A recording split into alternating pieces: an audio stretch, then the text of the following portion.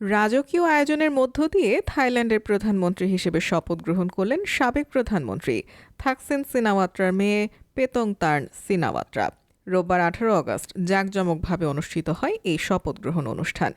এর আগে ব্যাংককে থাইল্যান্ডের নতুন প্রধানমন্ত্রী হিসেবে পেতংতার্নকে সমর্থন দেন থাইল্যান্ডের রাজা মহা ভাজিরালঙ্করন। রাজার অনুমোদন পত্র পড়ে শোনান পার্লামেন্টের নিম্নকক্ষ প্রতিনিধি পরিষদের সচিব এপাত সুখানন্দ। এদিকে প্রধানমন্ত্রী হিসেবে তাকে নির্বাচিত করায় সকলকে ধন্যবাদ জানিয়েছেন পেতংতার্ন। শুভ্র সাদা সরকারি ইউনিফর্মে দিয়েছেন একটি সংক্ষিপ্ত বক্তব্য।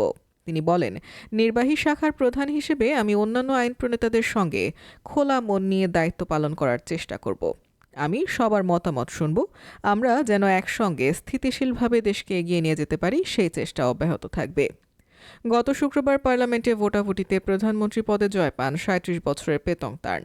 তিনি থাইল্যান্ডের সবচেয়ে কনিষ্ঠ প্রধানমন্ত্রী। ভোটাভুটিতে পায়েথুংথার্নের পক্ষে পড়ে ৩১৯টি ভোট এবং বিপক্ষে ১৪৫টি।